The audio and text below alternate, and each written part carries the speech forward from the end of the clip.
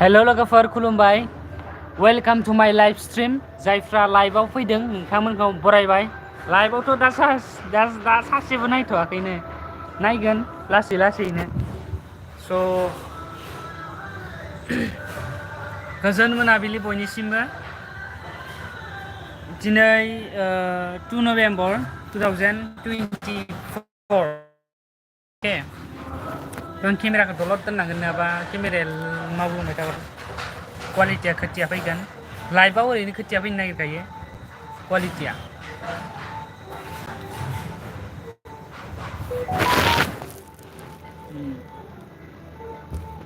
दोननाय एंगेला दासो मिलायदो guys okay सासे फैदों खुलुमबाय जाय फैदों बरायबाय नोंथांखौ लाइभ स्ट्रीमाव अन्नानै कमेन्ट खालामबानो जाबाय प्लीज कमेंट कर दो जो आया है मेरे लाइव स्ट्रीम में आरो थांफिनलायबाय बिथाङा नायनानै माने क्वालिटिया जोबोर खाथिया जादों बेनिखायनो थांफिनबाय बिथाङा मा लाइभ स्ट्रीम बानायदों साननानै थांफिनबाय बिथाङा थ' जियानो जादोंला लाइभ स्ट्रीमाव फै रायजोफोर फै जइन जा फै I am waiting all of you नोंथांमोन साफ्रोमखौबो आं वाइट खालामदों थ' सासे फैफिनबाय स' गाइस नोंथांखौ बरायबाय जाय फैदों बर' ना एसामिस ना नेपालि आं मिथिया जा कमेन्ट खालाम आंनि चेनेला बर' लेंगुवेजनि थाखाय बर' लेंगुवेजाव भिडिअ आपल'ड खालामो नालाय आं बर'नि बुंनोसै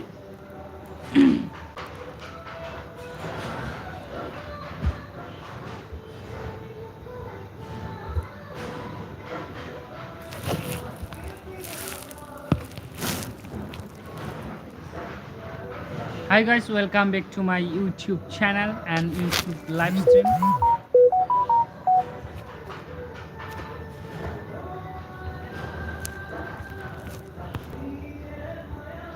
अभी तक भी एक भी नहीं है मेरी लाइफ में क्यों मैं बोकी बैठा हिंगा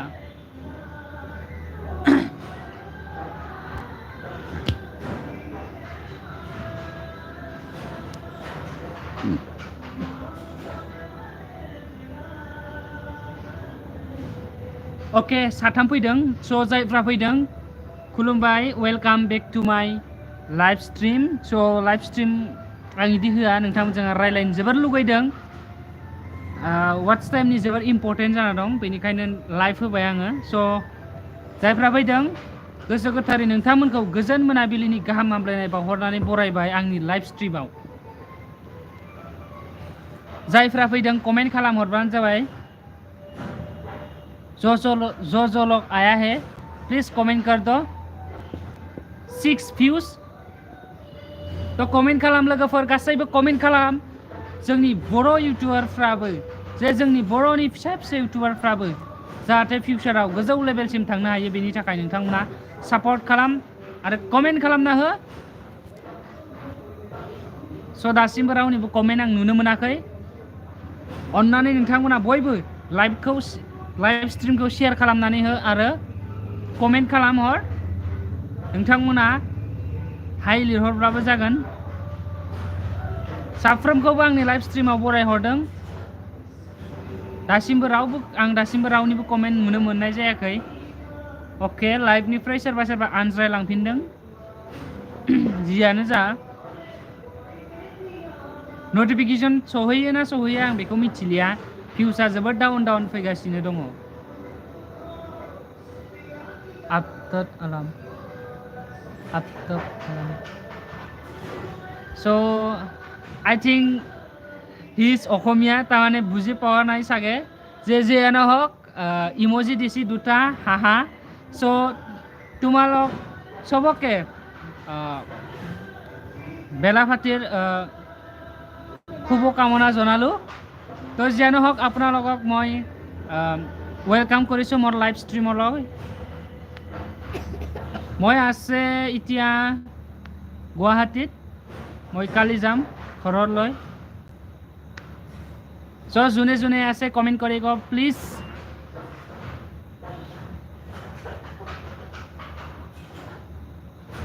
अरे क्या हो गया आप लोग का कमेंट कर दो comment I need comment so after Alam I think he is Assamese চ' মই মানে অসমীয়া বালে ভাবিছে যিয়েনে হওক মানে অসমীয়া লেংগুৱেজটো বুজি পোৱা মানুহ নিচিনা লাগিছে মই তাৰ কাৰণে মই টাইটেলটো চাই পিনে মই ৰিপ্লাইটো দিছি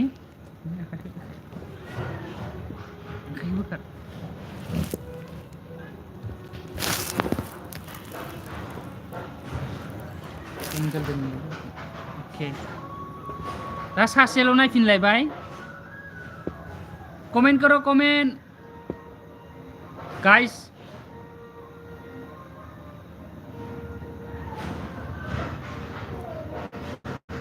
तुम्हारा मोबाइल किधर है तुम मैं लांदो ना लांदो नामा होनदों ना देलाय ना साबसे देबो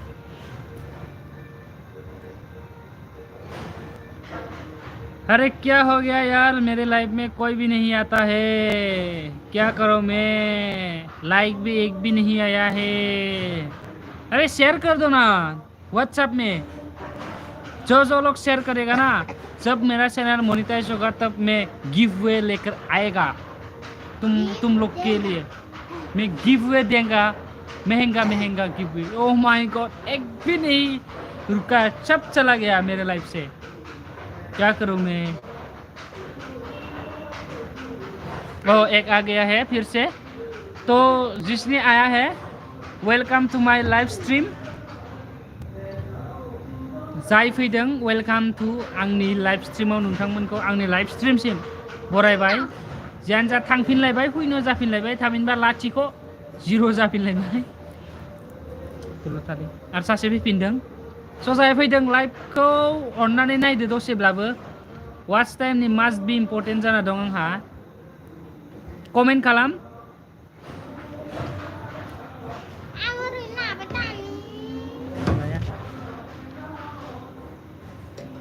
सानै नायबाय ओके कमेन्ट करो कमेन्ट थां सान फन फैदोंमोन सान मबाइलाव এতিয়ালৈকে মই এটাই কমেণ্ট পাইছোঁ যে হাঁহাৰ দুটা ইমজি দিছি মোক ইটোৱে মই পাইছোঁ তাৰ বাহিৰে মই এটাও কমেণ্ট পোৱা নাই এতিয়ালৈকে so' why you are not send comment मतलब आप लोग मुझे क्यों कमेंट नहीं कर रहा है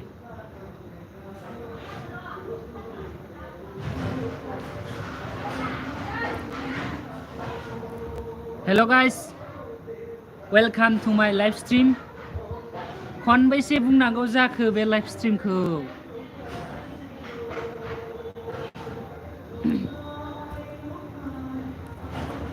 आप लोग क्यों कमेंट भी नहीं करते हैं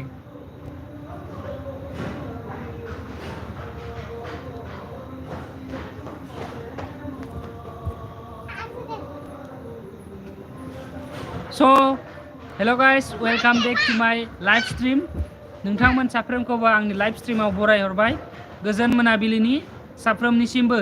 गोसो गोरबोनिफ्राय अननाय खुलुमनाय मोजां मोननाय आरो गाहाम हामलायनायखौ बारहरबाय अन्नानै आं रिक्वेस्ट खालामदों बा खावलायहरदों नोंथांमोना जाहाथे लाइव स्ट्रीमखौ दान्दिसेब्लाबो नुजायो आरो गावबा गावनि कमेन्टखौ फोरमायहरो एबाउट माय लाइफ स्टाइल नोंथांमोना कमेन्ट खालामनो हागोन तो जि कमेन्ट खालामनो गोसो नोंथांमोना कमेन्ट खालामनो हागोन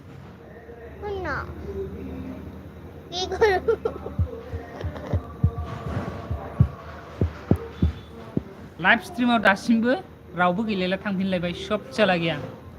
0 हो गया है अभी मानसिफोर नायो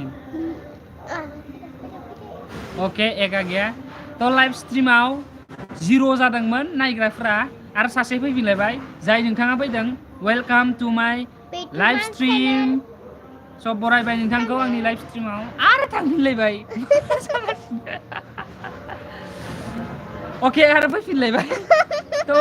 लाइव स्ट्रीमाव सोरबा फैलाय थांलाय जागासिनो माने मानसिफोरानो थाया रावबो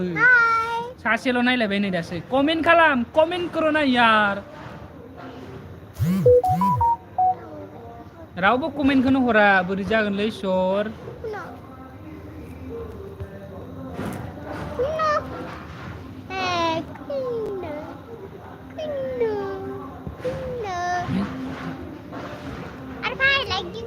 है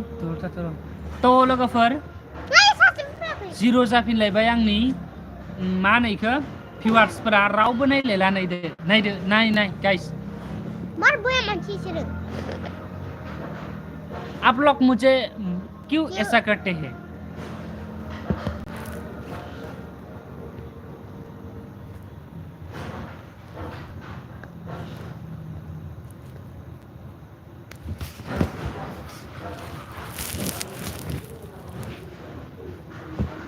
ओके सासे फैफिनलायबाय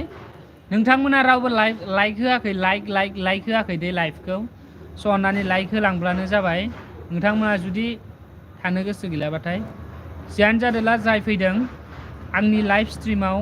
बरायबाय नोंथांमोनखौ थ' कमेन्ट खालामब्लानो जाबाय नोंथांमोना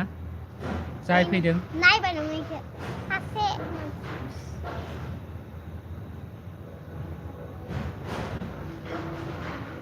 हरलाय मबाइला खोनायाखै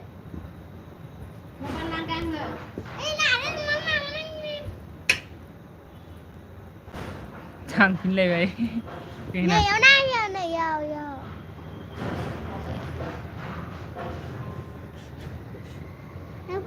दोन बेखौ मानो नांगोन नाङा गाबोन लांनांगोन नै मानसि सानै फैलायबाय थ' जायफ्रा फैदों नोंथांमोन साफ्रोमखौबो बरायबाय आंनि लाइभ स्ट्रिमाव स' वेलकाम टु माय लाइभ स्ट्रिम नोंथांमोन साफ्रोमखौबो आंनि लाइभ स्ट्रिमाव बराय हरफिनलायबाय जियानो जादोला गोजोन मोनाबिलिनि बयनिसिमबो अननाय मोजां मोननाय आरो गाहाम हामलायनायखौ बावहरबाय थ' नोंथांमोना नोंथांमोननि गोसो मथे कमेन्ट खालामनो हागोन आरो भिडिअआव मोनसे लाइक खालामनानै होब्लानो जाबाय नोंथांमोना अननानै आरो सासे थांफिनलायबाय लाइभ स्ट्रिमनिफ्राय बिदिनो दहायनिफ्राय 7 जोनालागै थांखांबायमोन नाथाय माइनास जाफिन दा सासेल'सै आरो जाय फैदों नायगासिनोल' सिरि कमेन्ट हराखै कमेंट खालाम कमेंट जल्दी कमेंट करो जल्दी कमेंट करी दिया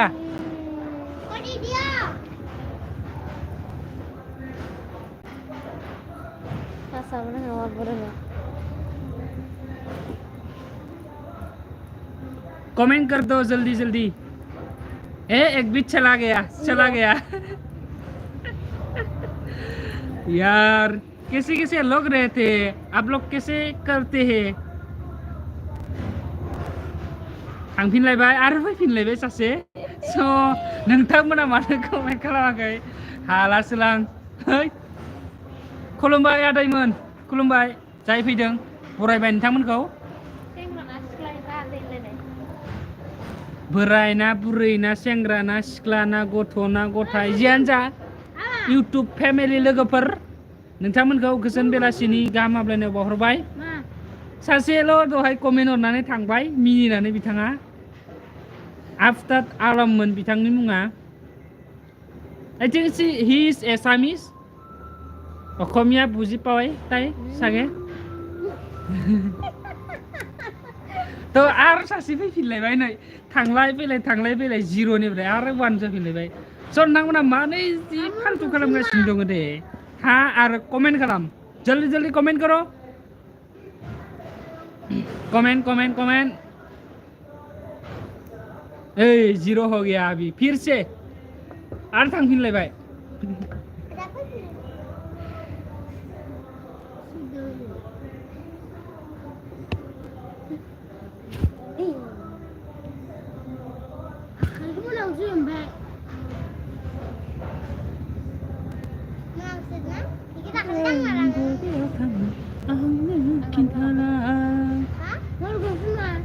Pero apa nak pun pinjang? तीन जन गाइस कमेंट करो कमेंट जल्दी धमाकादार कमेंट करो गाइस खुलुमबाय नोंथांमोनखौ साफ्रोमखौबो आंनि लाइभ स्ट्रिमाव बराय हरबाय जाय बिथांमोना फैदों अननानै नोंथांमोनखौ बराय हरबाय फन फैगासिनो दङ I ignored so होननानै Nanggang mobile ke apa nak pun bikin nang comment खालाम कुनै एसे कमेन्ट गरिदियोक्सुं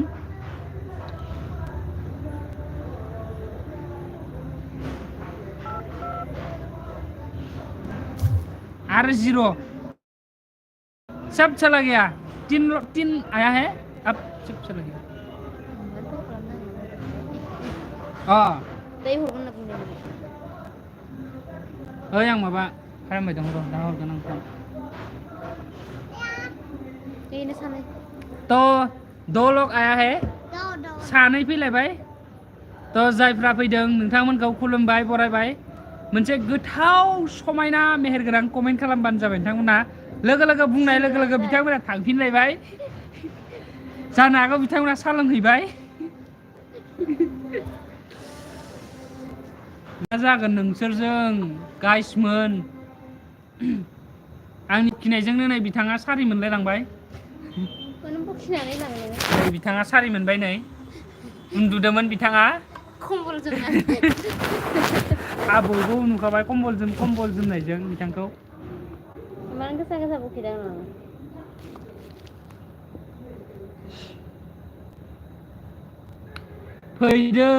फैदो माबार फैदो लोगोफोर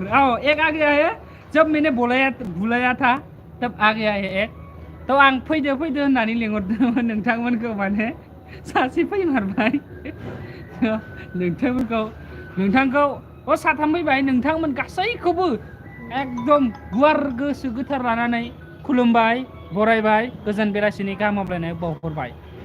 तो बेसे बखेबावनो दहायनिफ्राय नै 16 मिनिट्स हो गया है अभी तो लाइव स्ट्रीमाव फैयो आरो थांफिनो मा बुंनो नोंथांमोना रावबो कमेन्टखौनो मानो खालामाखै मुझे पता नहीं आं जेबो मिथिया नाथाय अन्नानै आं कमेन्ट खालामबाथाय मोजां मोनगोन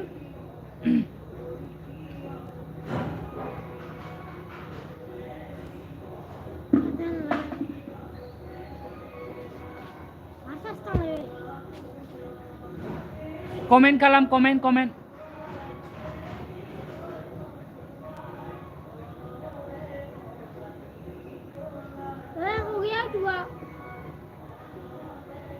कमेंट करो कमेंट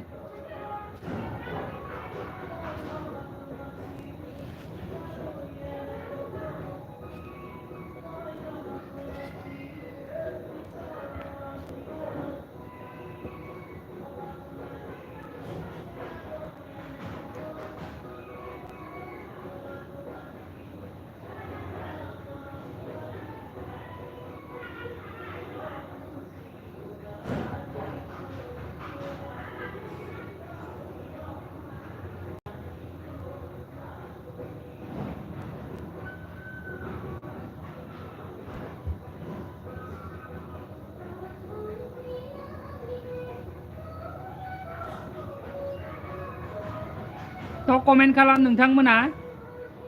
रावबो मानो कमेन्ट खालामाखै आं बेखौथ' बुंनो हालिया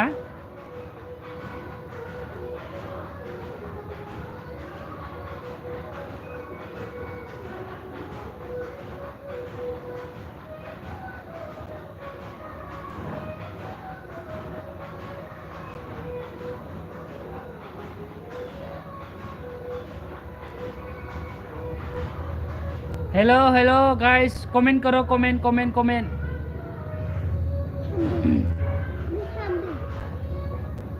नोंनिजों सरदोलै आङो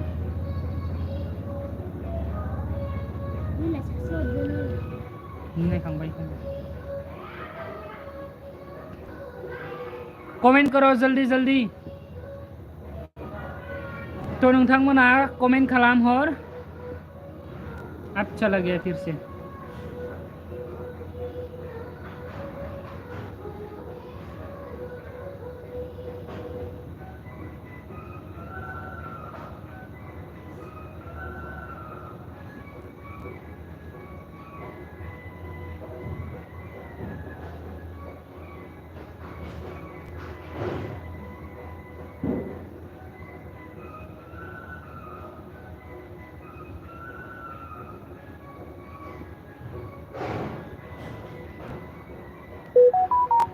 तो सासे फैलायबाय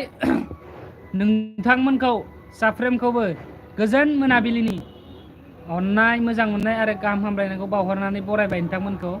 लाइभ स्ट्रीमाव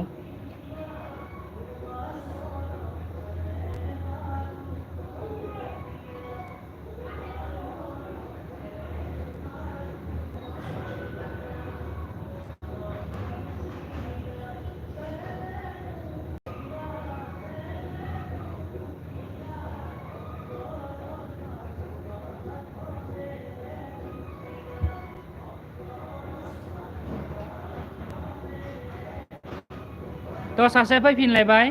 खुलुमबाय खुलुमबाय वेलकाम बेक टु माय लाइभ स्ट्रिम नोंथांमोन साफ्रोमखौबो आंनि लाइभ स्ट्रिमाव गोसो गोथारै आंनि बे चेनेलाव बरायनानै लाग्रोबावबाय थ' गोजोन मोनाबिलिनि गोजोन बेलासिनि अननाय सिबिनाय मोजां मोननाय आरो गाहाम हामलायनायखौ बारहरनानै नोंथांमोन जायफ्रा फैदों साथाम नोंथांमोनखौ गासैखौबो फल'वार्स नोंथांमोनखौ गोसो गोरबोनिफ्राय बरायनानै लाग्रोबाय थ' नोंथांमोना अननानै कमेन्ट खालामब्लानो जाबाय कमेन्ट नेगासिनो आं दहायनिफ्राय जिराय जिराय 20 मिनिट जालांबाय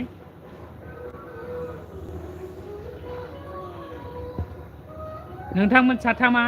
कमेन्ट मोनसे मोनसे खालाम गासैबो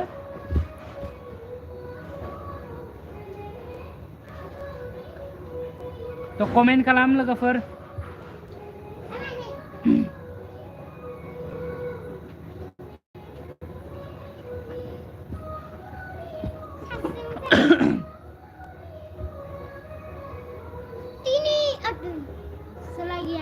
एक भी चला गया और एक भी चला गया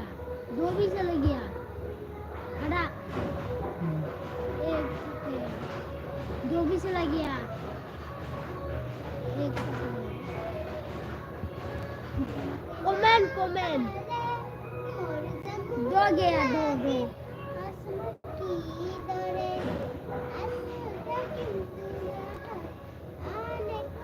दो आ गया ना फिर से जायफ्रा फैदों कमेन्ट खालाम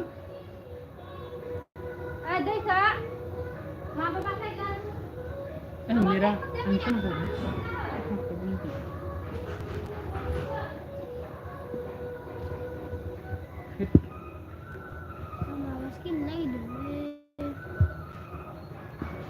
नांलायालै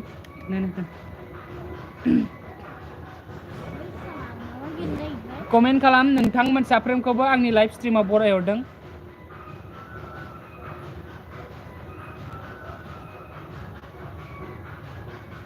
माबोरै दं लोगोफोर मा खालामदों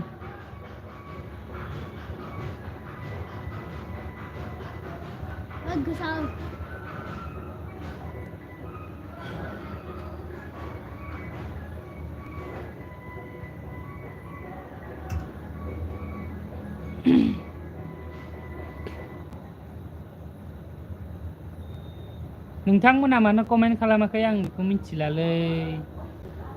आं कमेन्ट जमगासिनो दं दहायनिफ्रायनो कमेन्टखौनो खालामला रावबो मा जाबावगोनथाय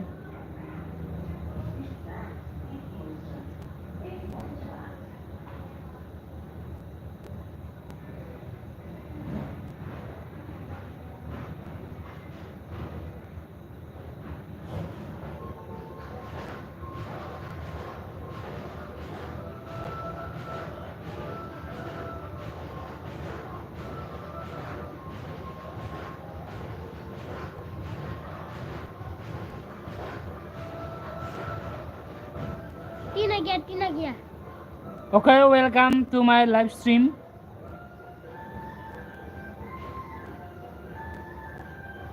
जो लोग आया है प्लीज कमेंट करो कमेंट प्लीज खुलुमबाय आं नोंथांखौ आंनि लाइभ स्ट्रिमाव बरायबायबो नोंथांमोना अननानै कमेन्ट खालामदो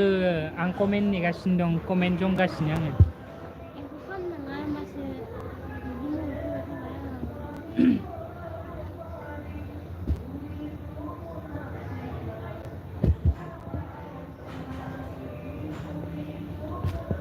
फिर से कमेंट करो फिर से कमेंट करो गाइस कमेंट तो गाइस पर साथाम फैबाय साथाम कमेन्टर राजबर कमेन्टर सासेबो कमेन्ट हराखै गाइस आं हरबाय सासेबो कमेन्ट हराखै साथामबो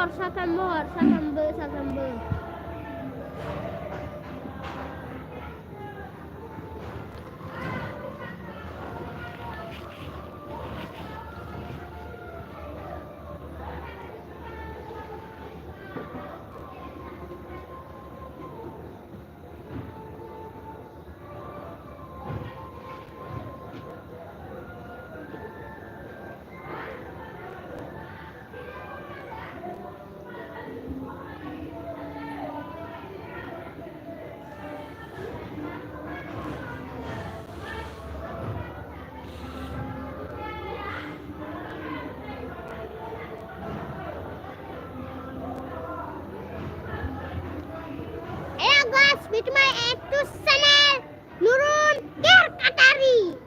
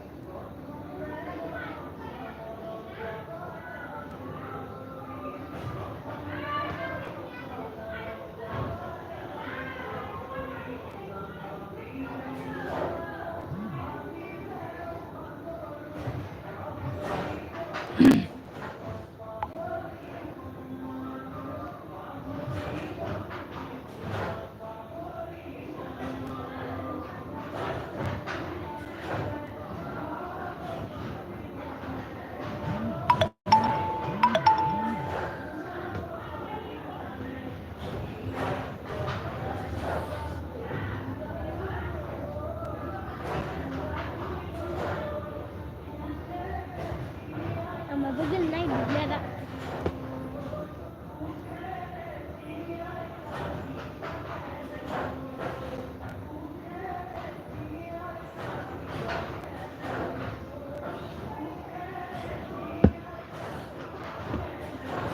एक गया दो रुका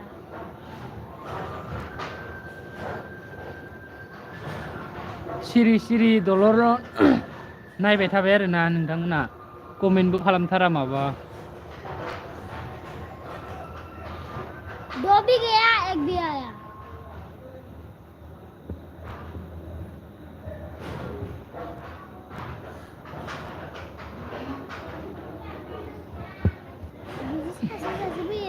mana ya ada? Ya? Dan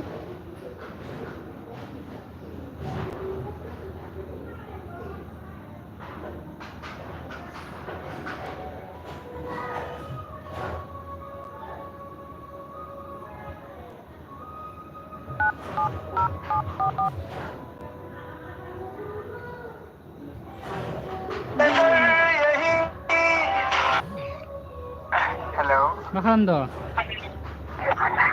अभी भी गेम खेल रही हूँ अभी मैं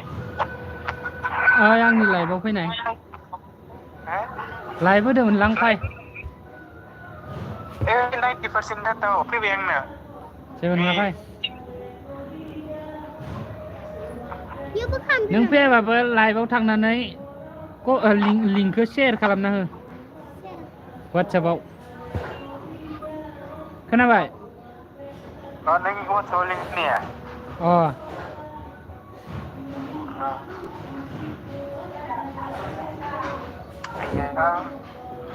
लिंक शेयर कर ले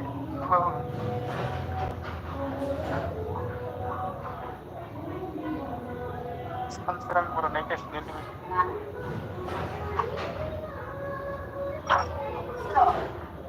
शेयर ऑप्शन का hi white status hi hello' खुलुमबाय नोंथांखौ गोजोन बेलासिनि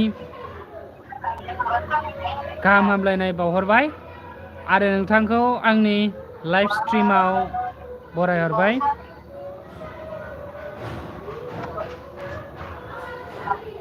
कमेन्ट खालाम अन्नानै नोंथांमोना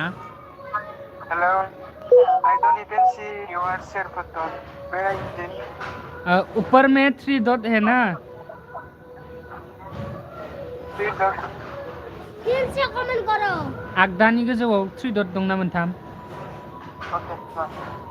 याव 2 ओमफ्राय याव शेयार अपसन ओंखारदों ना ओके ओके पे शेयर कर दो okay okay hang of I have on my WhatsApp juga right now.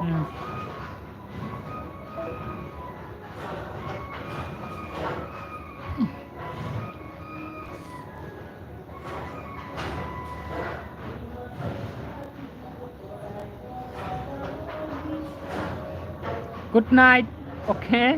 इसने बोला है गुड नाइट तो डायरेक्टली गुड नाइट है बोल गया है तो गुड नाइट होनर रं बिथाङा तो जियानो जा गुड नाइट होनोब्लाबो आं गुड नाइटखौनो होबाय खायफा खायफाया गामि ओनसोलाव थाबैनो उन्दुयो नालाय बिनिबो जाहोन जानो हागौ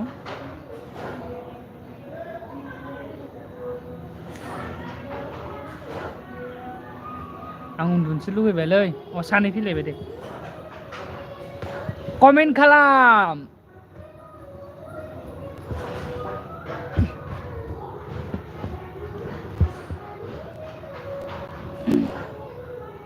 कमेंट करो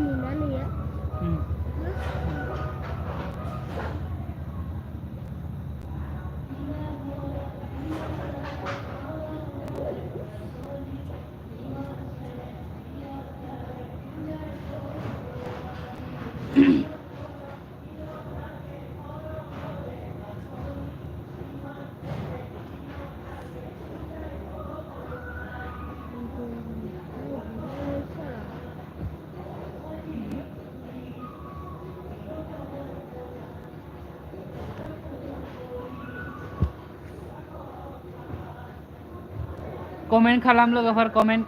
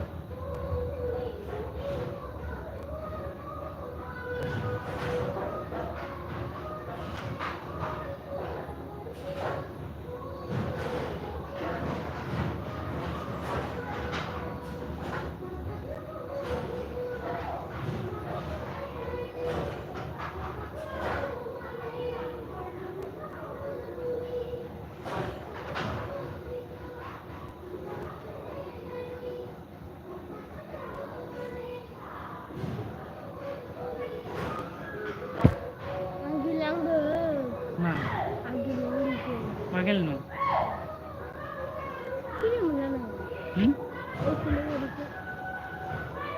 आं हस्पिटाल गैया गेलेनोबा mana usul lalu dia mana anak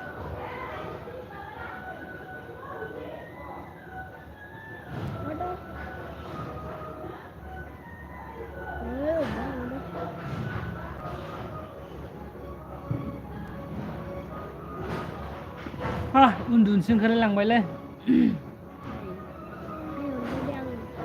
hi hello' guys लोगोफोर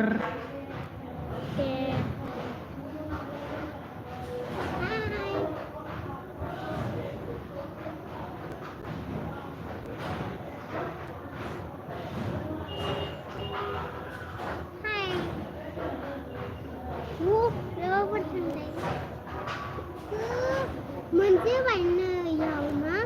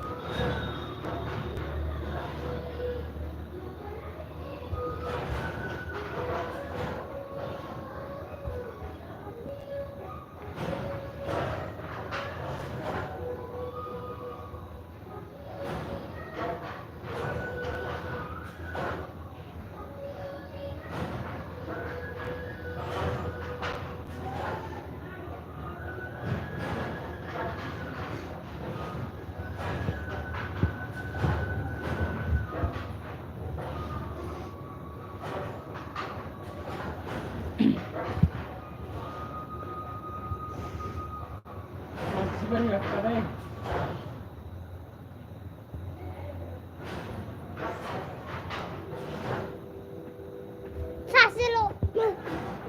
सांसोरांल' नायनायखौ हो बाबु नायनायसै अके गुड नाइट होनदों थ' गुड नाइट बाय बाय थ' जाय फैदों वेलकाम एन्ड सानसोरां बर' बिथाङा गुड नाइट हरदों स' बिथांनिसिमबो गुड नाइट हरफिनबाय आङो अके नोंथांनि दिनैनि साना जाहाथे दिनैनि हरा मोजाङै मोजां थाङो बिनि थाखाय आं आफा इसोरनाव आर'ज गाबबाय माबा हटस्पट होदों आदाया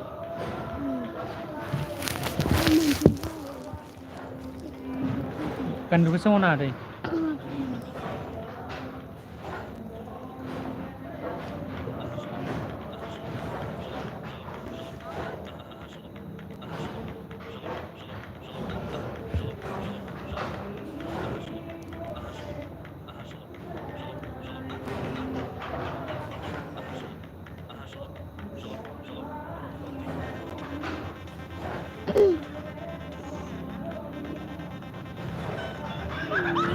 Oh, बिदा गुड नाइट देना ब्रेकअप थिंग हो जाए दासला ब्रेकअप हो गया मेरा ब्रेकअप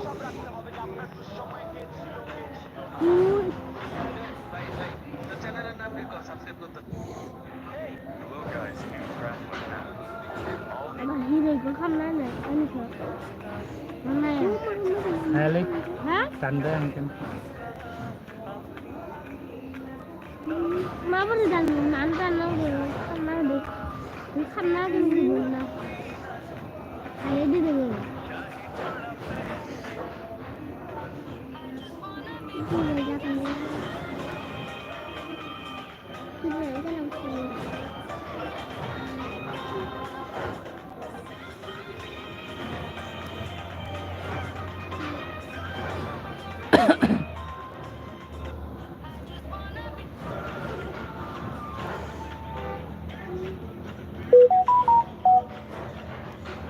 Ayo,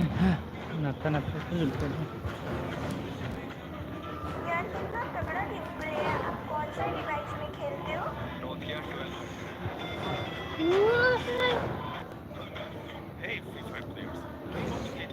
अरे मैं वो प्लेयर है सर जिसे भले ही गेम ना आता हूँ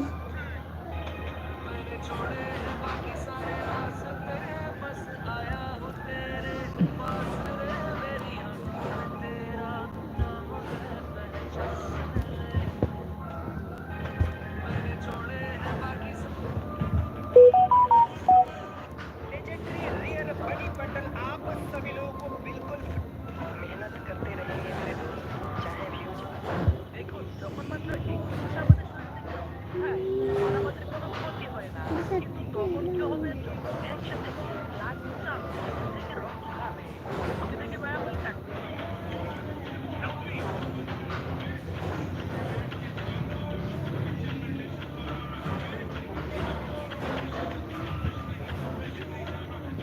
यार कितना तगड़ा डिस्प्ले है आप कौन सा डिवाइस में खेलते हो Nokia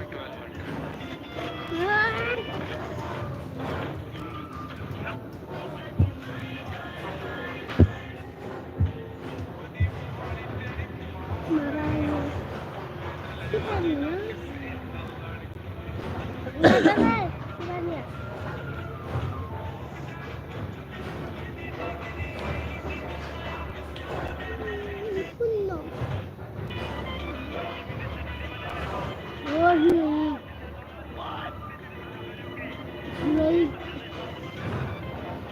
Matar, nama. Iya,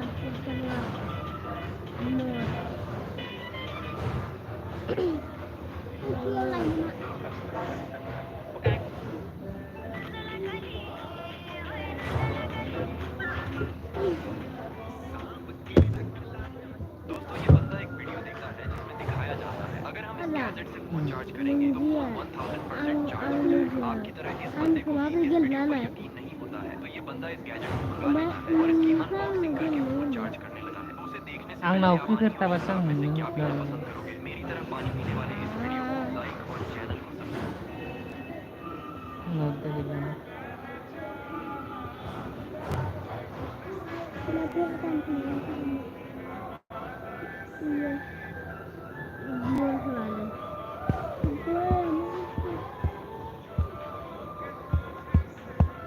iya betul benar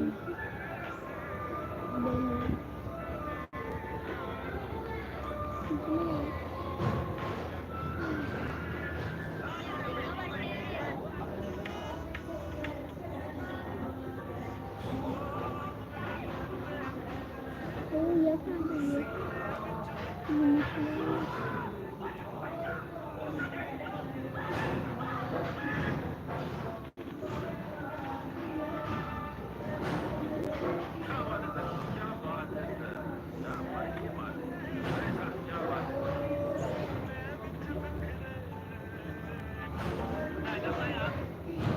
भाई मेरे को एक बात समझ नहीं आ रही है जैसे हम लोग बड़े यूट्यूबर छोटे यूट्यूबर की वीडियो आती है उसमें रिएक्ट क्यों कर रहे हैं यार कितना तगड़ा गेम है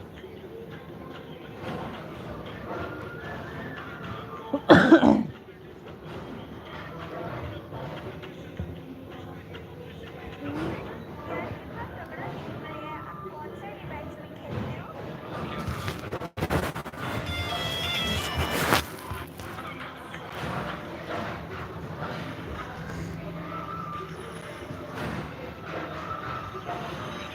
खून से लथपथ शर्ट और हाथ में चाकू मतलब सर ने किसी का मर्डर किया है ऐसा नहीं हो सकता अबे तुम लोगों को पता है सर ने किसी का मर्डर किया है अबे तुम लोगों को मुझ पे विश्वास नहीं है हेलो अबे इतना बड़ा काम किया 10 लाख रुपए तो लूंगा ना ज्यादा बोले बनी तो देखो निपटा दूंगा अबे लगता है ये सही बोल रहा है तो सासे फैफिनदों जाय फैदों welcome to my live stream नोंथांखौ आंनि लाइव स्ट्रीमाव गोसो गोथारै बरायहरफिनबावबाय तो गोजोन मोनाबिलिनि नोंथांनिसिम अननाय मोजां मोननाय आरो गाहाम हामलायनाय बावहरफिननाय जाबाय तो welcome to my live stream please send me सम comments from you please comment me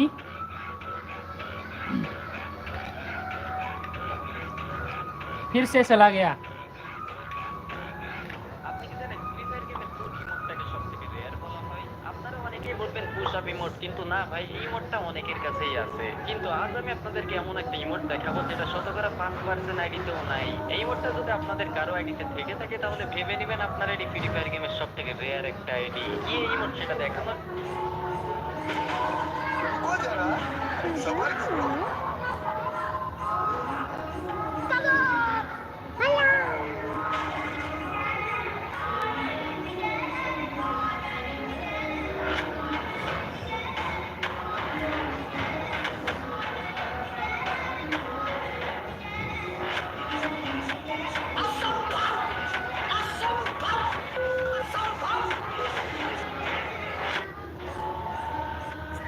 मैं आया दिली तू तान पे दे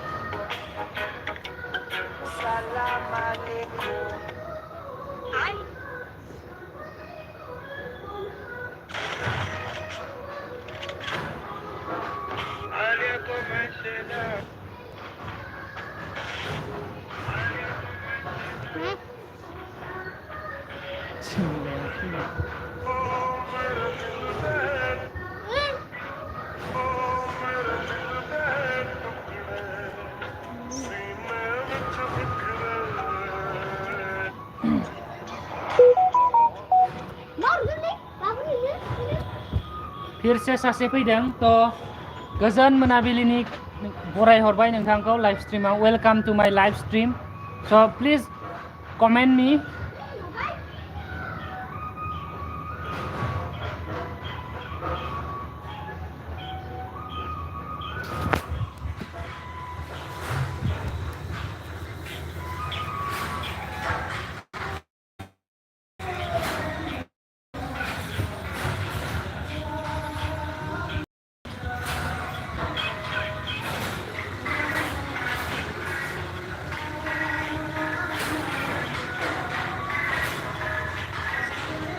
ये सब में नहीं डाले कोने अगर तुम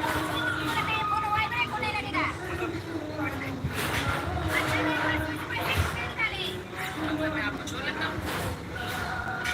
अच्छा मेरा मेकअप किसने कर दिया अरे वही मैं मेकअप ठीक का क्या करूँगा तू 2 बजे दोपहर में गिरता रहा था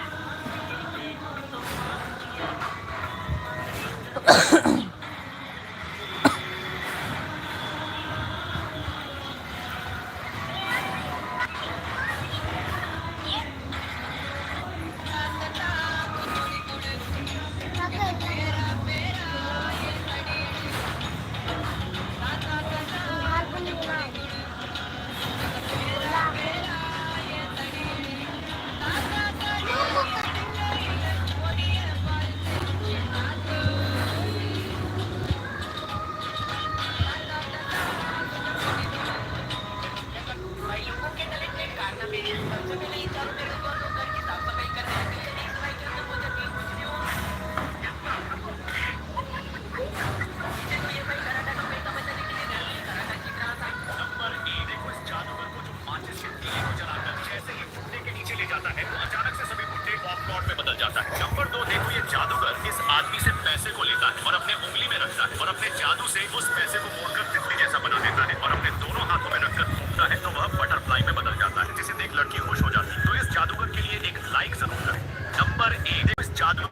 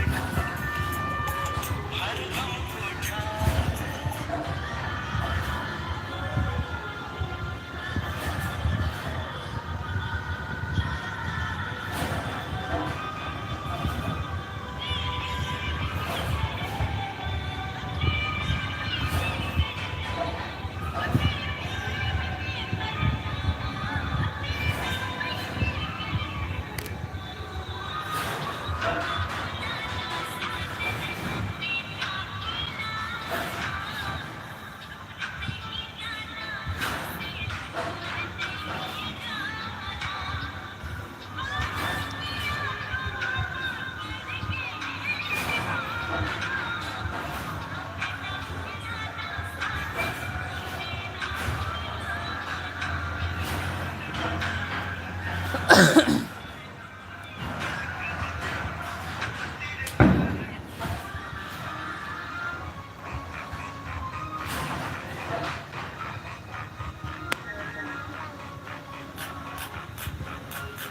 mas, tapi gusto mas, kasi bisa ngeluar.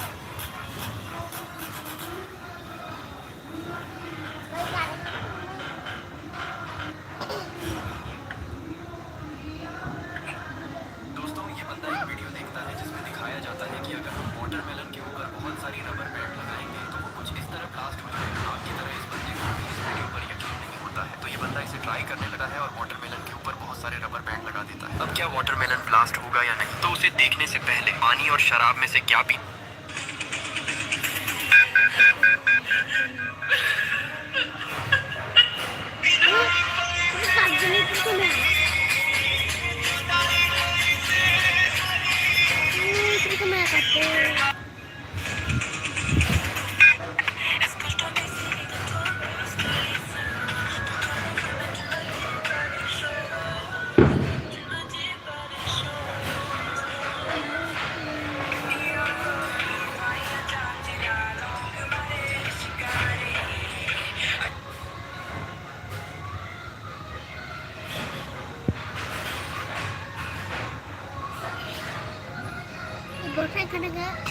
Golden now. Golden now.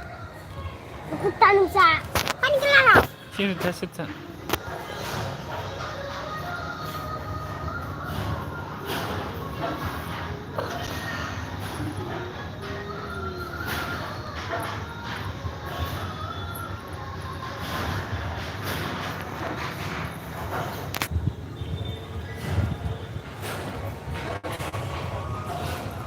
Hey, berkema apa nang ini? Oke. Hey, hey kena.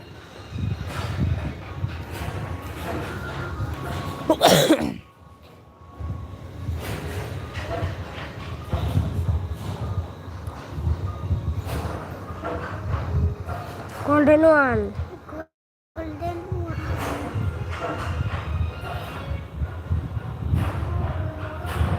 Bisa ada mah golden mah mana? Belum kenal kolam keong. Ini siapa?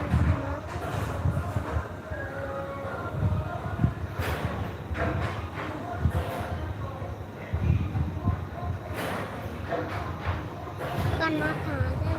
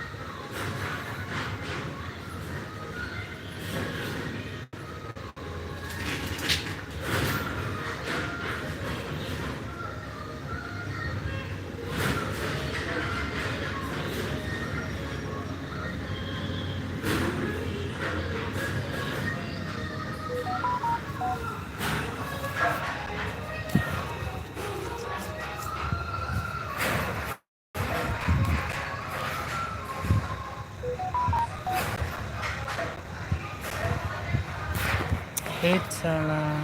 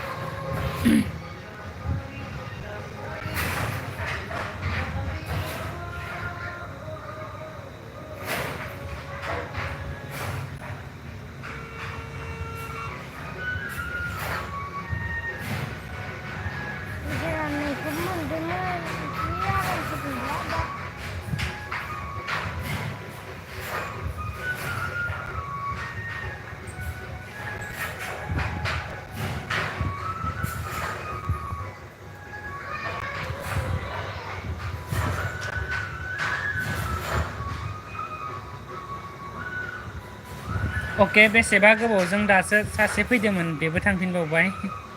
बेसेबा गोबावजों white खालाम सासे फैदोंमोन स' आंनि लाइफआव मानो फैबाङाखै आंबो मिथिया नटिफिकेसन थाङाबो जानो हागौ ओरैनो साबस्क्राइब खालामनानै लादों नाथाय नटिफिकेसनखौ अलाव बुनानै लायाखै बिथांमोना बिनि जायनि जाहोनाव नटिफिकेसन मोनहैयाखै आरो लाइभ स्ट्रिमाव बिथांमोना जइन जायाखै पाबजि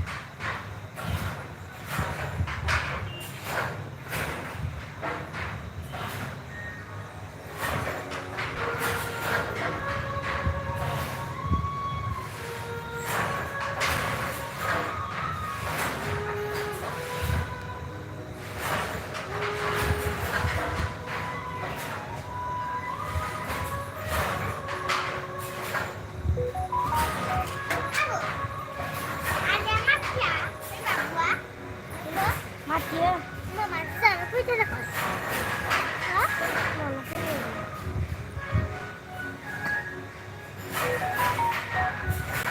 तो 1 घन्टा जाबाय भिउवार्स दंब्लाबो गैयाब्लाबो आं बेखिनियावनो स्ट्रिमखौ फोजोबथ'नाय जाबाय तो नेक्स्ट लाइभ स्ट्रिम फैबावगोन तो आसा खालामो नेक्स्ट लाइभ स्ट्रिमाव बयबो जाहाथे लैहोर आंनि लाइभ स्ट्रिमाव जमा जाफैगोन आरो बयबो बेफोरबायदि नङालासिनो बयबो गावनि आंगो साननानै बयबो कमेन्ट हरगोन बेखौनो मिजिंथिबाय तो गोजोन मोनाबिलिनि गाहाम हामलायनाय बावहरनानै आं लाइभ स्ट्रिमखौ एसेयावनो फोजोबबाय